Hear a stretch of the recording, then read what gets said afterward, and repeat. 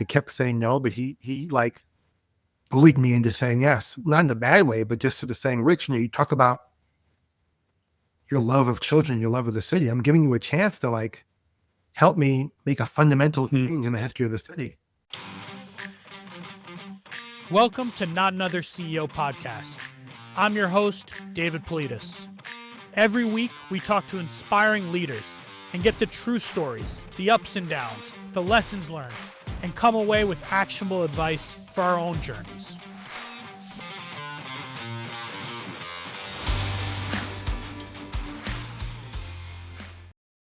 Today's guest is an inspiring and visionary leader. He's dedicated his career to improving the lives of others, and he's been successful doing that everywhere he's been. Whether it was as the co-founder of iMentor, where they help guide countless students to college success, or his work as deputy mayor of New York City, where he was the mastermind behind Universal Pre-K. His current organization funds and advocates for solutions that create permanent pathways out of poverty.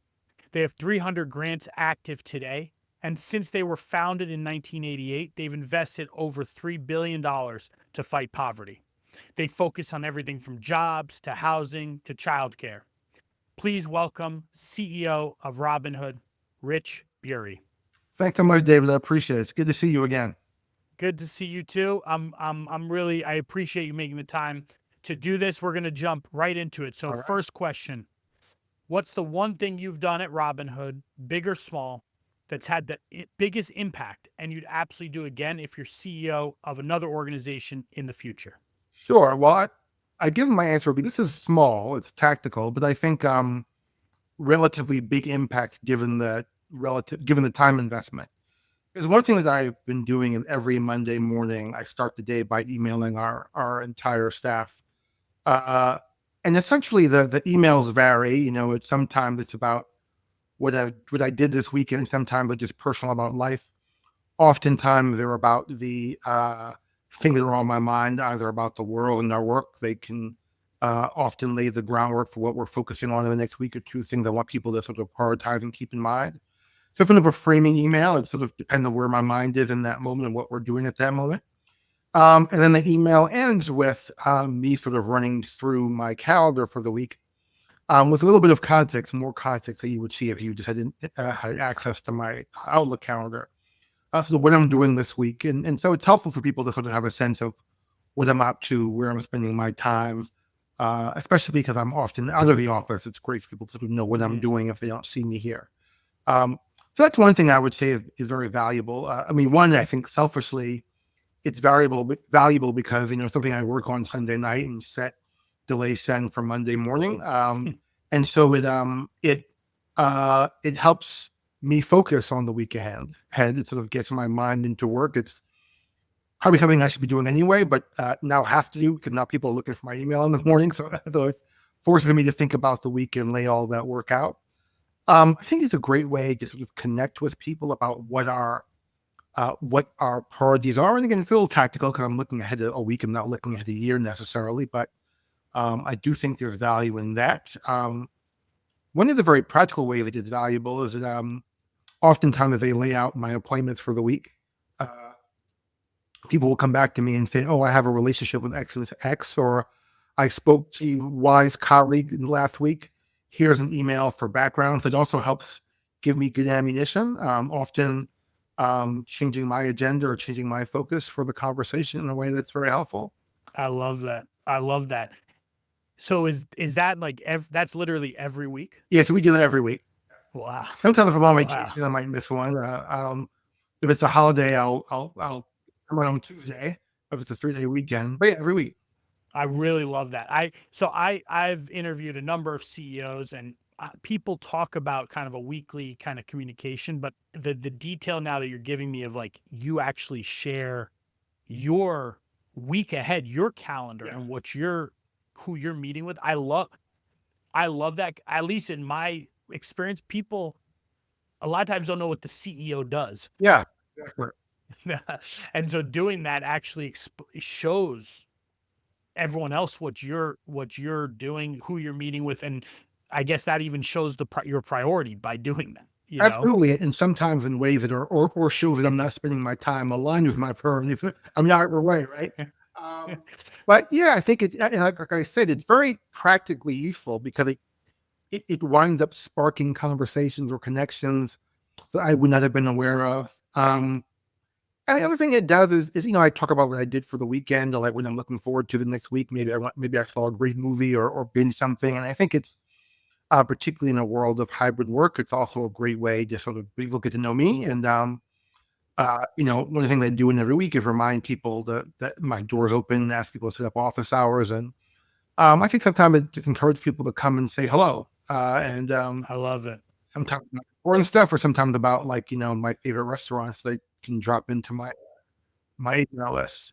I love it. Are there any other rituals you have that you've brought to Robinhood, since you've joined that are important, let's say, to the operating rhythm of the organization? Yeah, to the operating room, yeah, probably a few. I mean, but nothing that I would say is earth shattering. One thing that's been very important to me is um, when I came to Robinhood, we didn't have sort of an executive team in the way that I would think of an executive team. Obviously, there were people who reported to the CEO who met, but it was sort of like a hub and spoke. People reporting up, not necessarily group collaboration together in a way that the team saw itself as a team. And the one thing that I'm have tried to be very intentional about is making sure there's a group of leaders and they don't all report to me. Sometimes they report to me. Some are functional leaders who represent key parts of the organization who are coming together on a weekly basis. Every other week, it's a longer strategy meeting. And then in the alternate week, it's sort of a half hour, just a quick check-in, which will pull down if nobody has any significant check-ins. But it's a way to sort of manage the agenda of the organization together, to wrestle with collective problems together, to be sounding boards and resources for each other. If people are facing challenges in their own team, or if they need collaboration from colleagues to get something done. And in that space, I try to spend a lot of time not just on the work of the organization, but building a sense of teamwork and relations within that group, to make Mm, people feel really connected to each other as the folks who are providing strategic direction and leadership for Robinhood.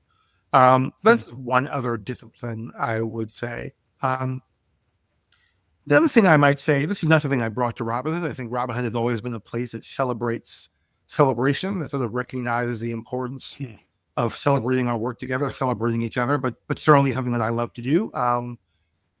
Everything from karaoke, which I've not done in a while, but I love karaoke and forcing. The great thing about being a boss, I can force people to embarrass themselves. People come to karaoke, but really sort of trying to lean in and encourage people to celebrating birthdays, celebrating Chinese New Year or Valentine's Day or other things, and making sure that people really can stay connected to one another as human beings.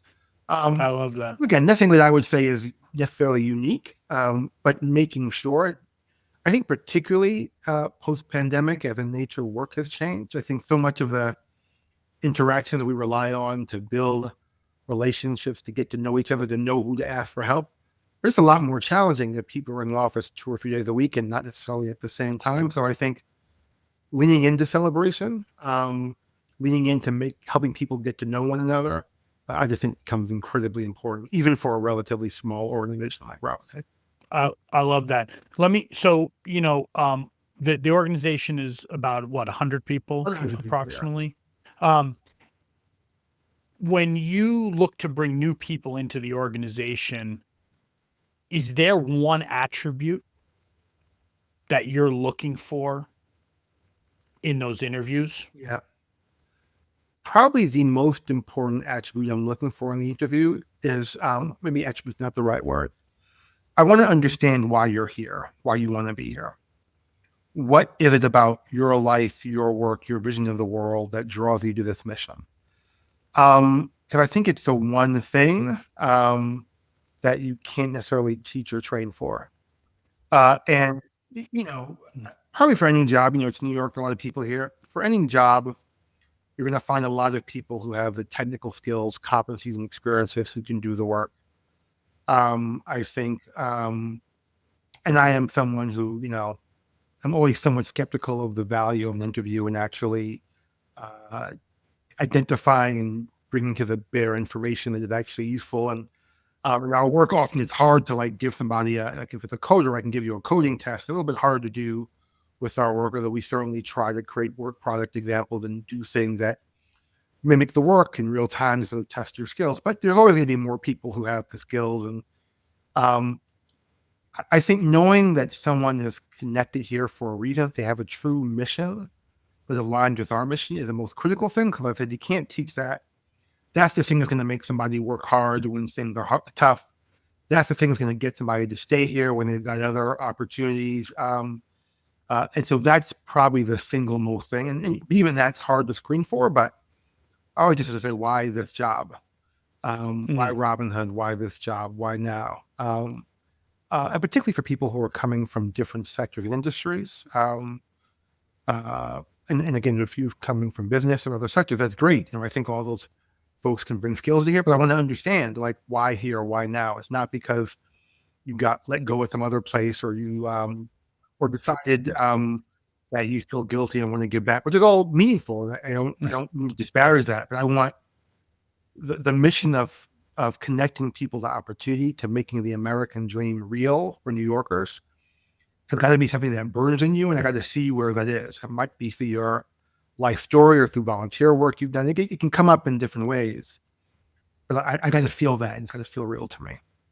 I love so just to be clear, that is as simple as why Robinhood, why this. It's not, you don't have like some scientific 10 different questions you ask them. It's actually just a simple thing. You just want to see that passion, like authentic passion come through for this. It's not a Myers-Briggs test for like social purpose. It's and it's sort of demonstrated passion.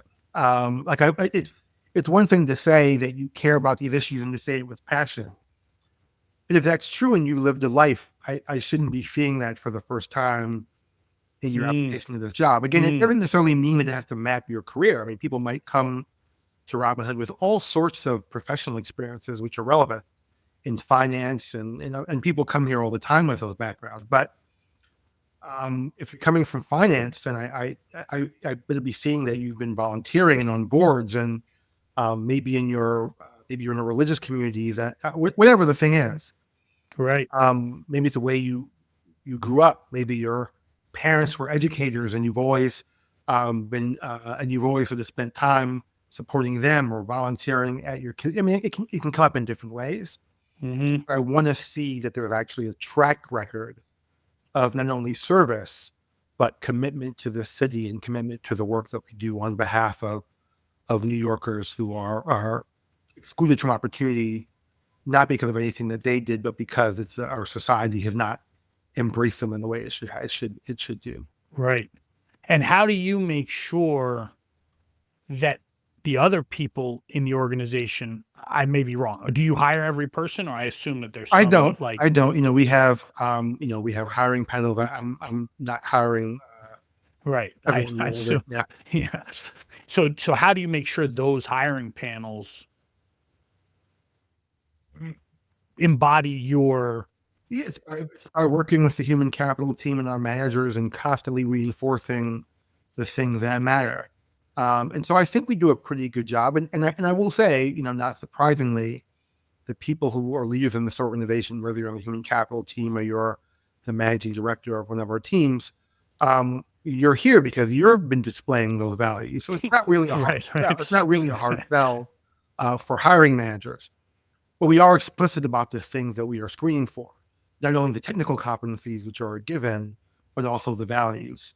And so as part of those hiring panels, there's a set of questions that, human capital development expects to come through in these hiring processes, and it includes that very question that people are coached to got it, to evaluate. Like, are you hearing the story that makes sense to you, that seems real and that resonates? What, in the conversations I've had, I've seen you speak. You are very passionate, obviously, about speaking of fashion. You're very passionate about what you're doing, and you're really good at communicating that. And you're good at telling stories, and you're good at do you work at that? Is that natural to you? Did you were you doing that for your whole life? Like I will speak for myself, my own career. I was really bad at public speaking, very bad at kind of the motivational repeating myself 5,000 times. You know, um, so is that something that comes naturally to you, or is that something you've worked at? Well, first of all, thanks for saying that. I appreciate that a lot. I mean, I would definitely say it's Mhm. something that I worked on. I am pretty introverted in that sense. Like I don't love, it's a struggle to get up on stage in front of a lot of people. And, part of the challenge is always, I'm always convinced that I'm boring people to death. And so my instinct is to start speaking quickly and to just get off the stage as quickly as possible. And so, one thing I will say, I have worked on that, and I worked with, a speech coach. Is actually a friend and a board member of another organization many years ago, who was like, Rich, I know what you care about, but it's not coming through when you get in front of a room. Like, Mm, and he paid a private, it was a small nonprofit. We didn't have the money to invest in that.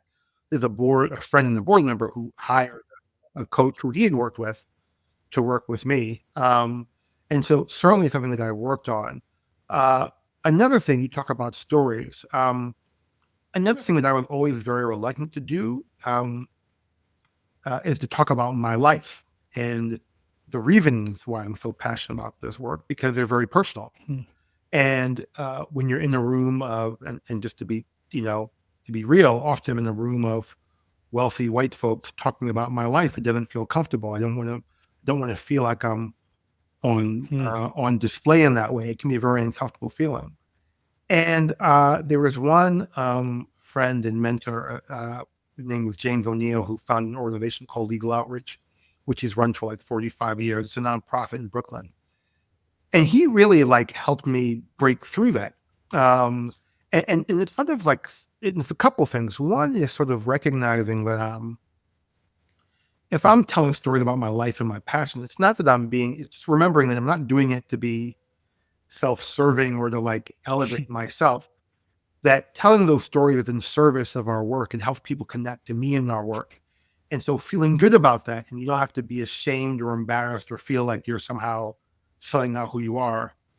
And the other lesson, and something that I've really come to embrace over the years, particularly here at Robinhood, is just what a gift it is to tell your story. One of the things that we do at Robinhood is every year we have something called the Heroes Breakfast. Um, and unlike other fundraisers, which might have fancy and bold-faced names on the stage, at the Heroes Breakfast, we have people who work in the program that we fund and people who've benefited from them, people who've been homeless, people who are a teacher at an elementary school who get up and tell their life stories. And sometimes they're very accomplished people, but most of the time they're accomplished but not famous, right? They're people who've accomplished great things in their life, but not necessarily in a way that you or I would ever hear about.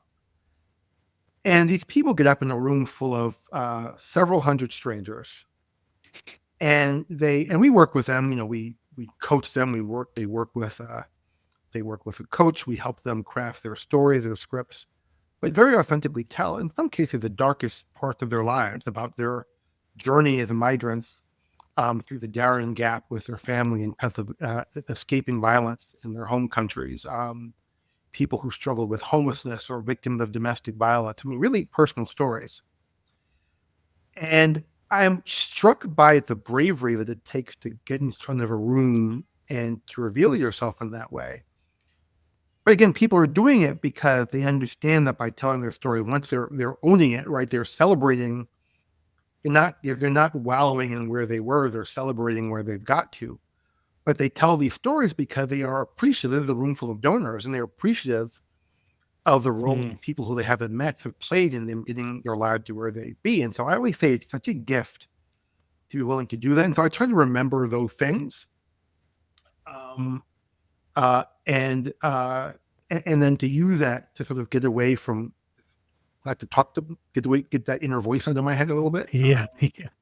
and to be willing to lean into the stories and to sort of trust that whatever I'm talking about has value. If not to everyone, that there'll be at least some people in the room. And I do find that to be helpful. And I always try to remember that. I remember the Heroes Breakfast. I remember the conversations I had with James in the years, and try to let that be my guide. I try not to over practice. I find if I over practice, I stumble. If I try to work too hard to keep to what I've written on the page, I'll lose the thread. So I also want to have an anchor, but I try to just be as authentic as I can in the moment. Hmm. Yeah.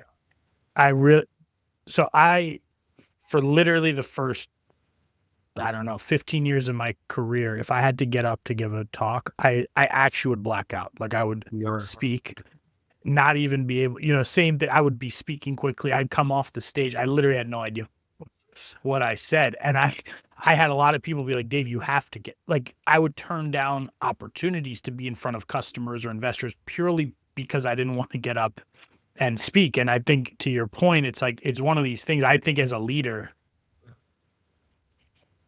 whether you like it or don't like it, you kind of have to be able to do it, Sales, investors, partners. I mean, Yeah. people have to believe in you, that believe that you're passionate. People want to invest in you as a leader. And that part of it is like, it's the job, right? And so if it's the job, Exactly. you're like, embrace the job. And there are perks that come with the job, but there are things about the job that are, can be wildly uncomfortable. But that's exactly right. I like your tip, this very specific tip I really like, because this is actually what I learned is when I over practiced or I tried really hard to script my talk, that is when I messed up every time. Now, if I present, my presentation will be different. I will have the same anchor. I think you said the anchor will be the same, but my words will be different. But that makes me more comfortable because I don't feel like I'm trying to go down some talk track that I memorized, and like I would miss one word and then now I have no idea what I'm talking about. And so I think that advice is, did the coach give you that advice? Did they give you that advice or? Part of her advice, her advice, a lot of her advice was really about pacing. It's because I was so anxious. All I wanted to do was just sit down. Right. Like, it was like, how quickly can I sit back down off the stage? It was about pacing, pausing, and really what I decided, having enough faith in yourself that you have something to offer the room. And certainly if you don't really believe it, just like thinking it until you believe it. Like, act as though you have something to deliver to the room. More of that than I think the scripting works for me because, just like you say, I mean, if it's also why I would always rather do, if I have an option, I'd also always rather do a fireside chat than podium, because if we're having a conversation, it's much easier to have a conversation. I'm not trying to remember the things to say or the way I crafted the word sentence entirely. And when I write a speech, I do craft it. I mean, I don't just do an outline. I write it out. I think about how I want to say it. But then hopefully I let it go. I go up and say, again, I treat it like an outline when I'm up there, even though I have specific words written down on the page. Wow.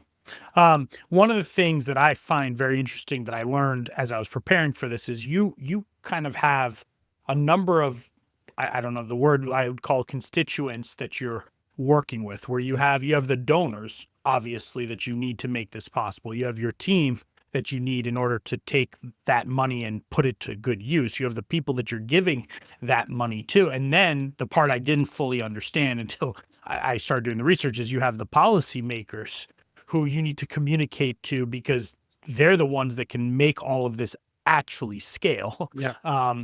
Can you maybe, if you could just talk about those and how they work with each other, maybe we could start there. And then I have a number of questions about that. Sure. And I'll start, but I'll be brief. We can focus on where you want to go. But I would actually add a fifth constituency.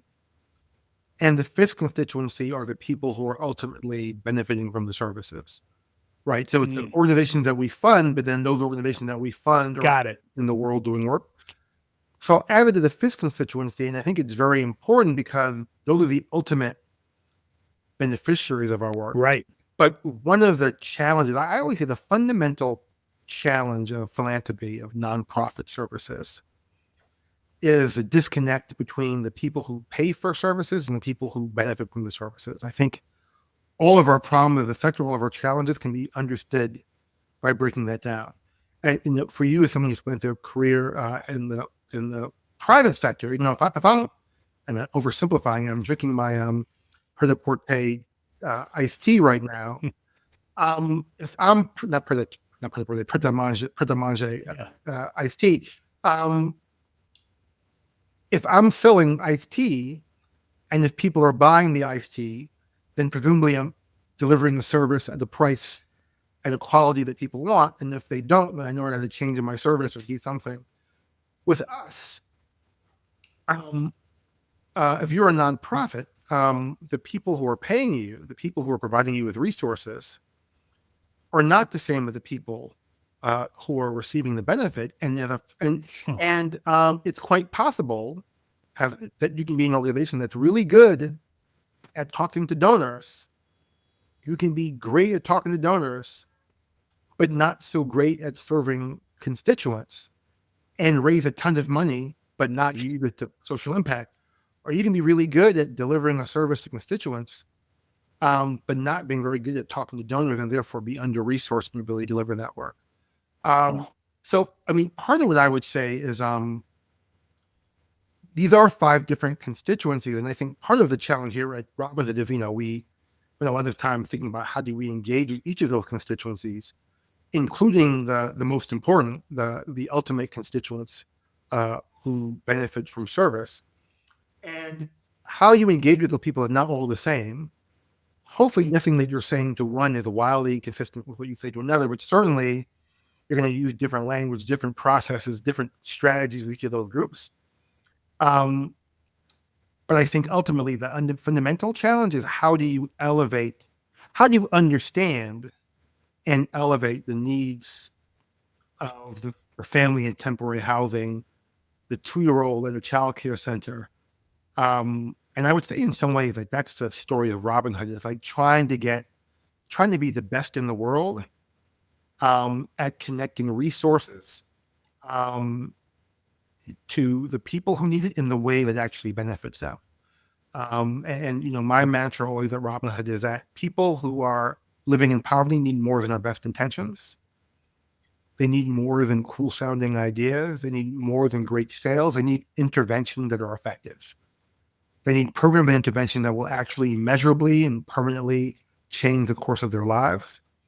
And that really drives how we relate to these 5 constituencies, all in service of our mission. I actually that dynamic, you're right, very different in the private sector. In the case that you have to go find that donor and the person who's paying is not the person who's benefiting is that is a very different dynamic. Donor may have a completely off sense about what works and what matters. Not because they're bad people, but everybody lives in their own lives and they live in their Right. own. They may be completely off about what matters and what works. And so how do you convince that person? And in fact, the way you think about the problem is actually not the way the problem actually works. It's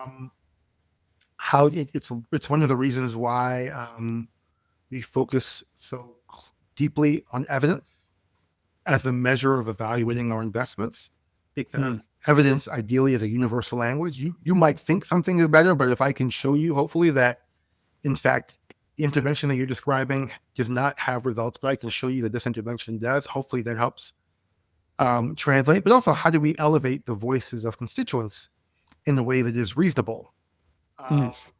Because we can't go out to every organization and survey all the people who use their services. It's not practical. It's time consuming. But we are very intentional about trying to find ways to elevate the voices of those closest to the problem, and as much as possible have that inform how we make grant making decisions. You mentioned the word measurable. You mentioned evidence. Is that in the form of qualitative and quantitative? Because I think I'm hearing the qualitative, but it's both of those. Exactly. I would think actually primarily quantitative. Primarily quantitative. Primarily quantitative. So our grant making approach is very much embedded in a theory of change. We are trying to identify interventions that have an evidence base, and to actually measure the impact of the intervention that's understood by the ultimately the financial benefit to the people who receive the service. So like, what's the benefit of a high school diploma? What's the benefit of a good third grade proficiency? What's the benefit of being housed in the state Wow. for a year? So trying to understand that, and that's part science, part art. So like bringing together available research or RCTs, and we have it the best research we have, and to try to build models that predict the value of that outcome, and then trying to understand what would have happened without our investment. So what would happen if we didn't invest? So if program A graduates 70% of kids, but the average is 50% of kids, most programs graduate 50% of kids, and we see that 20% gap is sort of the impact. What do our dollars contribute to that impact? Because typically there's lots of things that are funding that. There's government agencies, other foundations. So what dollars is Robinhood? And we try to assign a number to it, which is called the benefit cost ratio, which says $1 Robinhood investment in this program leads to $7.30 worth of poverty fighting benefits. So that is, some science in that, but a lot of art. Part of our work as an organization is to try to always increase the science to art ratio in those benefit cost ratios. And that's the bulk of how we approach the work. And we do innovation, we fund research, we do all that. That's the bulk of it. It's quantitative. What we also try to do is define creative and manageable ways of making sure that those things are informed by people with lived experience. One of the key ways that we do it is something called the Design Insight Group. The Design Insight Group is a database of, I'm not sure how many people are in there now, maybe 3,000. I can't remember the exact number. Let's say 3,000 people in the Design Insight Group. And they sort of serve as like a focus group that we will pay them, we pay them $30 an hour, consult on questions, and that comes up in different ways. So, for example, one of our initiatives at Robinhood is called Blue Ridge Labs, and this is a group that makes use of the Design Insight Group most substantially. They actually run the Design Insight Group. But essentially, it's an incubator for nonprofit, for not necessarily nonprofit, it could be nonprofit or profit, but an incubator for tech entrepreneurs who are trying to develop products, programs, organizations for the common good. So we fund organizations that work in everything from educational technology, lots of financial inclusion work, so helping people apply for public benefits or understand the nature of their medical debt. So we fund a lot of things like that. And one of the things that we do with the Design Insight Group is that when the entrepreneur comes to us, the Insight Group gives feedback on the problem, feedback on the proposed solution, and feedback on the product. So just to give an example, one thing, we had an entrepreneur who wound up being very successful, but his initial idea was to, this wound up being a for-profit, but his initial idea was he wanted to help poor people budget as a way of improving financial inclusion. So he was going to create a budgeting tool that'll be easily accessible. And in talking to the Design Insight Group, their feedback was the last thing we need is budgeting help.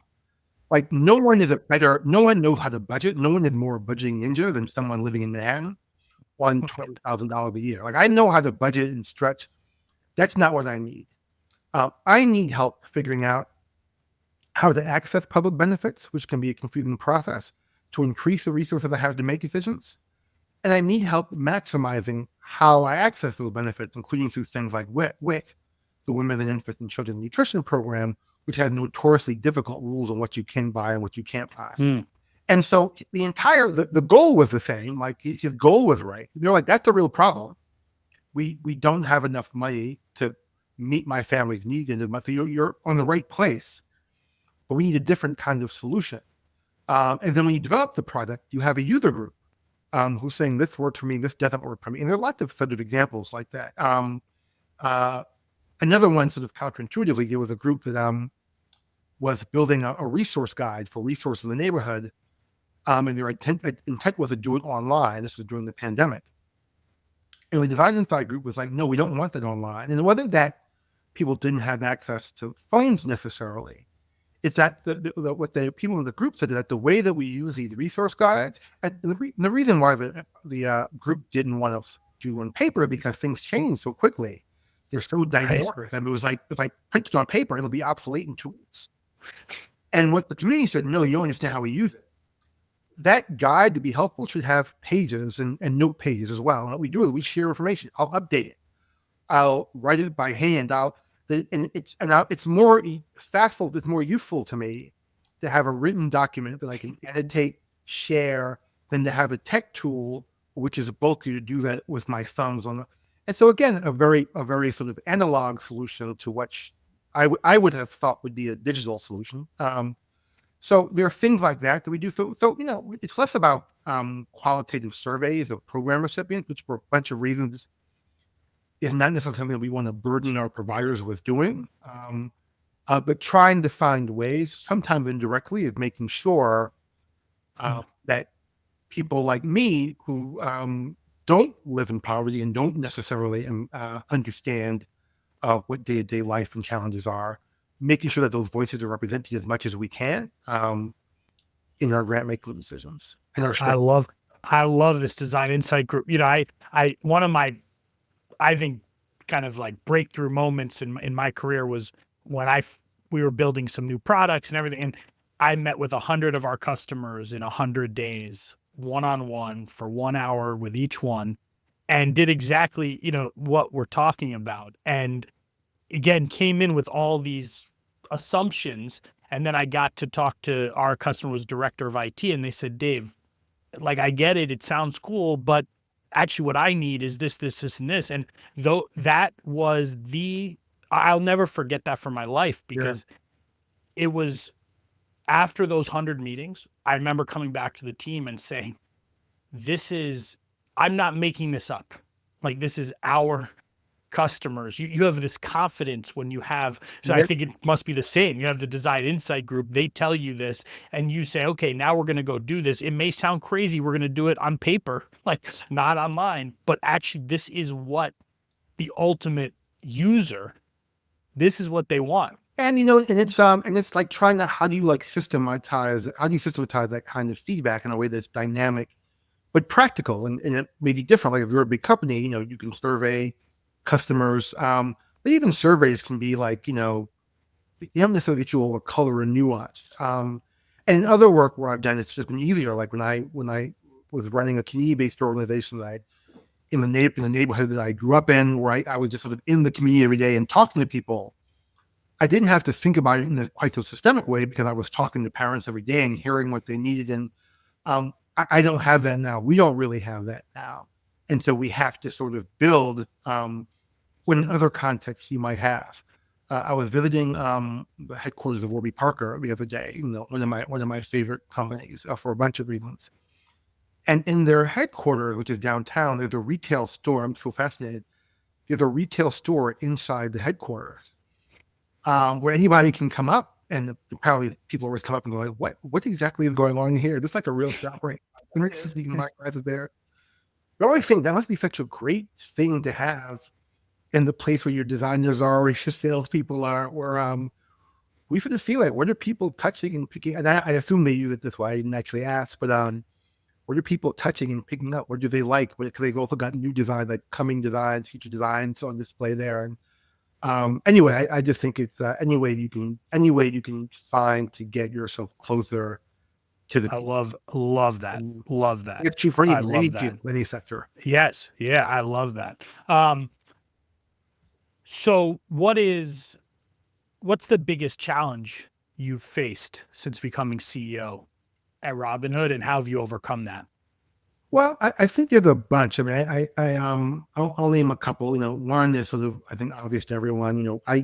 I came to Robinhood sort of in the tail end of the lockdown for the pandemic about 3.5 years ago, and so like everybody else, struggling with the new world of work and hybrid work, and what are the benefits and challenges of that kind of work. And I said to our staff early, there's no roadmap for this. I don't have a roadmap for this. No one's done this before. So we're going to make a bunch of mistakes. You got to be patient because we're trying something new. I thought I'll put that as one category. A second category, which is, not only specific to Robinhood, but is more directly relevant to us, is particular challenges around raising money to do this work. So Robinhood is not a private foundation. We Every year we go out and we have to raise about 140 or plus $1 million every year so that we can go out and invest 140 plus $1 million every year in great organizations that are strengthening the social safety net, building on ramps to opportunity for New Yorkers. That's a big nut. That's a lot of work. And I can go into more some of the specific challenges are, but there are reasons why the way that we do that can't be the same as the way we did it for the last 35 years. Everything from who our donors are to the changing nature of wealth in New York. We were really funded by leaders from the hedge fund industry, and the way that wealth is created in New York. I mean, hedge funds are still a big part of that, but tech, health, private equity, it's a much more diverse set of opportunities. So how do we think about connecting to a region of the population? You know, we have donors who moved to Florida, moved to Texas, and how do you stay connected with those donors? How do you keep them engaged? We have donors who first started donating with us when they were 30 and 35, and they were young gun and just made a bunch of money and wanted to give back. But over the course of 30 years, they've graduated from Robin Hood University, by which I mean they've spent 30 years of working alongside us, learning how to be good philanthropists and strong philanthropists, and don't necessarily need or may think they don't need Robin Hood in the way that they thought they did before. Whoa. That is I like, never would have thought of that. how do Whoa. we make sure that we're still, and I think we have a strong value proposition, even if you have a family foundation or a family office, but the work of communicating that proposition to someone who may think of us like a fund of funds and like, I don't need a fund of funds. I know how to identify good money managers. I don't need you. So I don't need you to identify good philanthropic. And I think there's a reason why we do that, but telling that story more effectively. So there are all these sort of challenges. So I think a lot of it is like a lot of work to build, to make sure that Robinhood is as robust an investor in poverty fighting in New York for the next 35 years as we were for the last 35 years, knowing that we can't raise money in the same way that we did before. And there's a lot more I can say about that, but there's a whole Wow. So this is like really a pit. I get that. Like this is a transformation kind of point for the organization, but also back to the constituent, also the people who work at the organization. Also, like this is a major transformation moment. Even the way we're staffed, so much of our funding is driven by a relatively small number of high net worth donors who are giving 7-figure gifts or more every year. But as the world changes, you might find that $1 million donors, we have to replace them with $100,000 donors. And so even the way we organize and relate to people, all of those things have to change. There's an organizational transformation taking place. I think that's a second opportunity. I think a third opportunity, which could be not only a whole podcast, but one involving probably some drinks, is what does the changes in DC mean for our work here in New York City? And there are a range of ways, some obvious, maybe some not obvious, where understanding the threats faced by vulnerable New Yorkers have increased, while also trying to understand what opportunities there are to increase the work we do and to support those more effectively, trying to understand what those things are and to be poised to do them. And the last thing I would say, because it's both a challenge and an opportunity, is the emergence of AI, which is transforming the organization in this space in the same way that it transforms organization in every other part of the economy. But the challenge is that the organizations that we work with are the very organizations that are least likely to have the expertise or resources to understand how emerging technology improve the way they work, how it's affecting the lives of their clientele. And so how do we make sure those organizations are stronger? How do we make sure that people living in poverty get a chance to participate in the transformed economy? Again, there are risks to them, but there are also credible opportunities. And so I think making sure that we're well positioned to support our colleagues in New York and the nonprofits that we work with every day. How can we use our perch and our scale and our resources to help them lean into the future is another. Hmm. I think I'll call it a challenge, but I think it's I think of it as an opportunity, but it's a very real challenge that organizations face every day. Public institutions too, school systems, working very closely with the New York City public schools to understand how this transformational technology is also going to transform schools, Hmm. and how do you get ahead of that? How do you make sure that principals know which ed tech tool works and which doesn't? How do you set how do the principal even begin to understand that, so we didn't begin to make those judgments? How do you help the public schools develop effective policies around safety and all the other things that come into play? How do we help the city think broadly about strategy, particularly that works to transform the city's approach to reading and math? How can Hmm. new emerging technologies really support that work and mean? Oh. So lots of really interesting work to do that we love to partner with. We're sort of learning alongside these partners, and we have a long history of funding technology interventions, but we're not a technology company. Hmm. But so really, a lot of it is really leaning on our friends, our donors, our board members, our partners, and leveraging their expertise. Um, so yeah, that's a big part of what we're focusing on now. I'd like to transition to your story, to your background. Where are you from originally? I'm from the great city of New York, the Kingdom of Brooklyn, Hmm. East New York, Brooklyn. And tell me, like, did you always know you wanted to be a leader? Like, is that something you grew up, Yeah.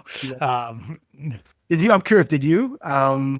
I grew up with so my parents are both immigrants. My dad's from Greece, came here with nothing and started some small businesses. And I grew up while he was kind of on his entrepreneurial journey, and I wanted to be him. So Awesome. basically, that was my that was who I looked up to, and so the answer is, I mean, from the youngest age I can remember, I wanted to be him, which then resulted in, yes, I wanted to be an entrepreneur.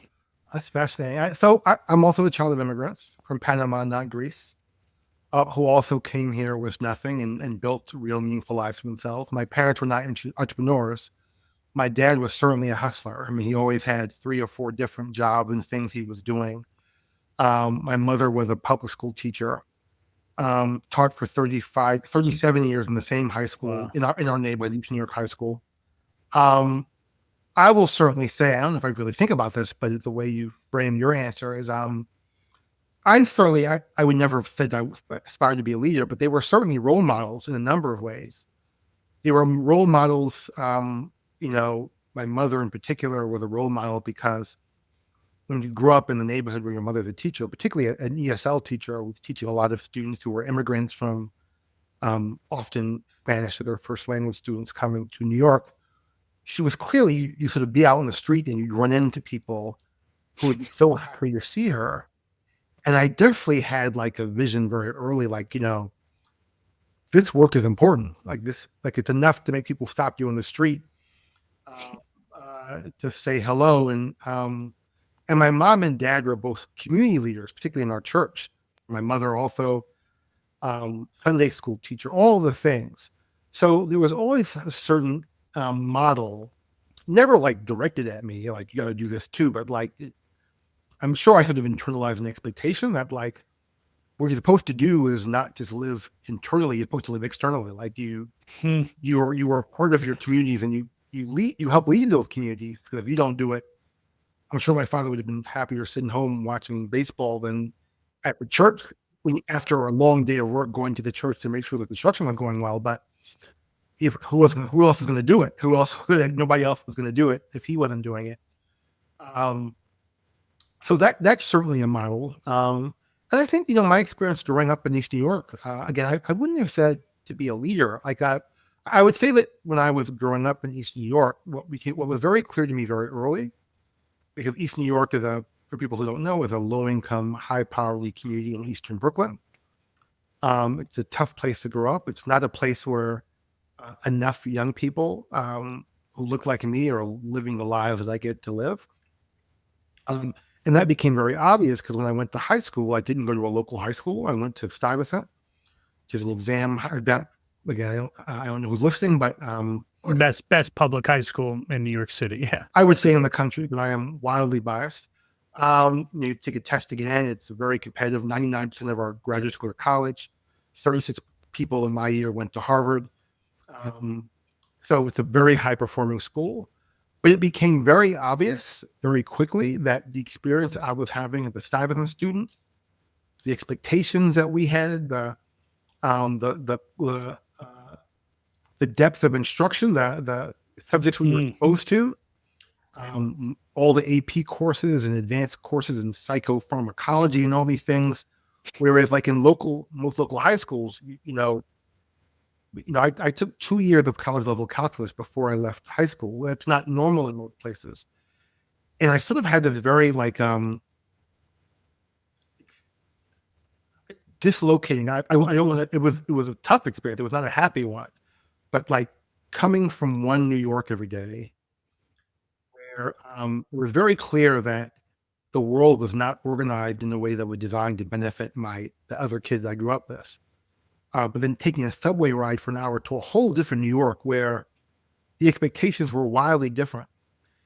And I knew for a fact that there was no difference between these groups of kids. One group was better test takers, maybe, but in many cases had a lot of support to become better test takers, but they weren't smarter. They weren't more creative. They weren't better entrepreneurs. They weren't more talented. They didn't have smaller dreams. They didn't want less for themselves and their family. They were not put on the pathway to success. So I would say I didn't grow up wanting to be a leader, but I grew up feeling really angry about that reality in a way that was probably very internally focused. And the spark for me was really public service. Like in college, just by luck, a friend asked me to volunteer at an after-school program working with kids at a public housing project in Boston. I went because she was my friend and I thought she was cute and maybe I get a day out of it.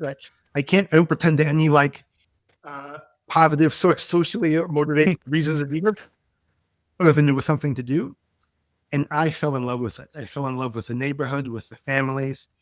And in my sophomore year, I had the opportunity because when I came back to school my sophomore year, I was asked to be one of the student directors of the program. Because it's a student-run program, I could be one of the directors. And talking to the kids, I found out that, I asked them, like, what had you done? How was the summers? And they just hadn't done anything all summer. Like they hadn't. And it was like the same unequal opportunity that existed in East New York existed in Roxbury, Boston. And so me and some friends started a summer camp for these kids that following summer. Still run today, still serve kids in the Michelle houses in Roxbury this day. And the great thing about Facebook is I'm in touch. I would call them kids, but they're all in their 40s. But I'm in touch with harder folks who were in that program. And I would say that's when I won't say become a leader, but I didn't have this language, or I wanted to become a social entrepreneur. I wanted to be able to, I love the idea that there was this problem that I saw. Kids who I loved, no summer activities. And I did love the idea that I was at this point, maybe 17 years old. Maybe 17 years old at this point. The idea that I could do something about that. I could recruit people. I could raise the money. I could design the curriculum. I could organize camping trips. I could get their parents to let their kids sign up for the 18-year-olds running this program. We got the housing authority to give us apartments in the public housing development so that we could live there. We close to the kids all summer. We took them on camping. At 17 years old? You were 17? Great, yeah. So I was young. I mean, I started college young, so I started playing this when I was 17, and then I was 17 years old when we first started this. Wow. And it was such like a high. It was so exciting and like fun and like challenging and like solving puzzles and confidence building. And so when I would say, I wouldn't say I didn't want to be a leader. I don't know if I would say that, but I certainly wanted to do that. And I guess that implies being a leader because someone's going to do all the organizing and problem solving and we'll bring those things together. And I was very lucky because basically I've been trying to do some version of that for the last, I won't say how many years it's been, just directly, many, many decades. And I've been trying to do that kind of work since that time. Wow. What do you think is the biggest break you've ever gotten in your career? Oh, so many. I mean, one I will actually say is getting our first grant from Robinhood was one of them. I mean, one of the things about Robinhood, Robinhood plays such a Robinhood is known to be so rigorous in how it approaches and vets leaders and institutions. But as someone I started this small uh, community youth development agency in East New York, really modeled after the work I had done in Roxbury and Mission Hill houses, doing the same work in the public housing development in East New York, Brooklyn. Not exactly the same work, but inspired by that work. And we got Robinhood with, I think, our third grant. And once we got that support, it unleashed other funders took us seriously. Government funders took us seriously. Preference that really unleashed a lot for us. And so one big break, I would say, Robinhood. I was to the point that people across the journey who've been mentors, and it's funny, I don't really think of them as breaks necessarily, but a guy named John Griffin, who for many years ran a very successful hedge fund called Blue Ridge Capital, is with the Tiger Cubs, is mentored by Julian Robertson at Tiger Management, and he started his own hedge fund years ago. He had this vision of like starting a mentoring program using the internet in the early days of the work. In the early days of the internet, for a bunch of reasons, he thought it'd be a great way both to get busy people involved in mentoring, but make it easy to help break the ice in ways that might be hard when you're sitting with someone face to face. And he, through random personal connections, we met, and me and this other guy, Matt Klein, who actually now works with me here at Robinson, we worked with John to start iMentor. It was a break because I was working as a lawyer. I didn't want to be a lawyer. I always knew I wanted to do this kind of work, to start institution that create experiences for children and families that connected them to better lives. And the opportunity to start something new and fresh with significant financial backing and with a good friend was a tremendous break and start. Let's go through all the mentors who've helped me, who've talked me into doing things I was too afraid to do, who really, particularly as an entrepreneur, I'm sure you felt this, like the worst part about being a boss is not having a boss, particularly when you're like 26, when you don't know what the hell you're doing. Like I always felt like I really just, so having people who I could just go with, questions, and sometimes like dumb questions, like sure they were dumb questions, but like, I just didn't know how to do things. Like I was very intentional about having mentors I would go through, and maybe the break is like just finding people who would say yes and offered helpful advice. Like I say, people who taught me to doing things I didn't think I could do or didn't want to do. That same guy, John Griffin, the hedge fund manager, he was the chair of Robinhood when my predecessor, Wes Moore, left to run for governor of Maryland. And he convinced me to apply for this job because I wasn't going to. Or a couple of jobs before this, I was a deputy mayor of New York City. I was not going to take that job either. The mayor at the time, Bill de Blasio, called me and asked me to come help him lead the city to transform early education in New York City by building the country's largest full-day universal pre-K program. I said no multiple times. We don't have time to go into it, but I said, mostly having to do with my lack of self-esteem, but partly having to do with the dislocation that caused my family, because we were living in New Rochelle, and I could move to the city and take a pay cut and leave a job that I loved. And I kept saying no, but he like bullied me into saying yes, not in a bad way, but just sort of saying, Rich, you talk about your love of children, your love of the city. I'm giving you a chance to like help me make a fundamental change in the history of the city. And you're going to say no because you don't want to move from New Rochelle, because you don't want to like, finally I said yes. And it's the best professional decision I ever made. So I'll say those are my I like that. People who like mentored me, coached me, gave me chances, saw something in me. I think about a woman named Linda Gibbs, who at the time was the deputy mayor of New York under Michael Bloomberg. At the time, I was running this small nonprofit, the whole small, tiny, nothing to pay attention to by anybody. And I don't remember where I met her, but I met her at something, and she's like, "This, I like this guy. He's smart." And she put me on this commission and like started to invite me to meetings at City Hall. And it sort of opened a world to me that whether so people who just sort of like looked out for me, sometimes pushed me to do out of my comfort zone. I think they live in the big breaks, like people like that in my corner. I love it. What is, if you could go all the way back, beginning of your career, knowing everything you know today, what is the one piece of advice you would give yourself, your younger self? I think to be present, like I think to be present, well, two things. One is to keep saying yes. And mostly I've said yes in my career. Sometimes I had to be dragged to it, but I've said yes, and every yes has been the right answer. Like no regret. Even some stuff that wasn't right, that thing that taken on that didn't quite work, all the right choice. Learned things and met people.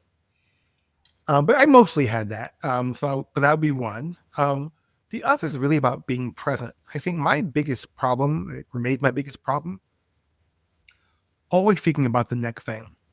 What am I not doing? Who am I not helping? What more could I be doing? What I'm at home, I'm thinking about work. I'm at work, I'm thinking about home. Always feeling like I'm a terrible father, a terrible husband, and a terrible leader. Like just always feeling like, but just being present, and giving the thing that you're doing now the attention it deserves.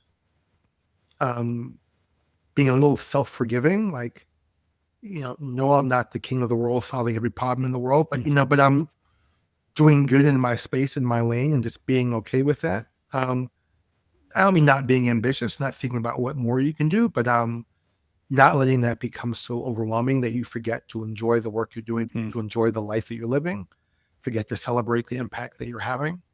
So that's something I've struggled with a lot, continue to struggle with. So just be present, take it easy. I could use that advice. That's good. I think a lot of people can use that. You want to be great at everything, and you're always thinking about the other thing, the next thing. That is really, no one said that yet. Actually, that no one said that. That is, I'm all for ambition and goals and stretching yourself. But I am regularly overprogrammed and therefore underperforming in too many things. And that's not anything that matters. I'm not helping anybody, much less myself. Right. If people want to get in touch with you, what's the best email or Come check us LinkedIn or out something? www.robinhood.org. You learn about our work. My email is buery@robinhood.org. Like I said before, we need help. Like we are a public charity. We're out here hustling money to do our work. We're out here working with government, working with great organizations to try to help them expand their reach and their influence. We need partners. We work with companies, we work with nonprofits, we work with government. So if you're anywhere near New York, you want to volunteer, you want to write a check, you want to learn more, whatever the thing is, get involved. www.robinhood.org.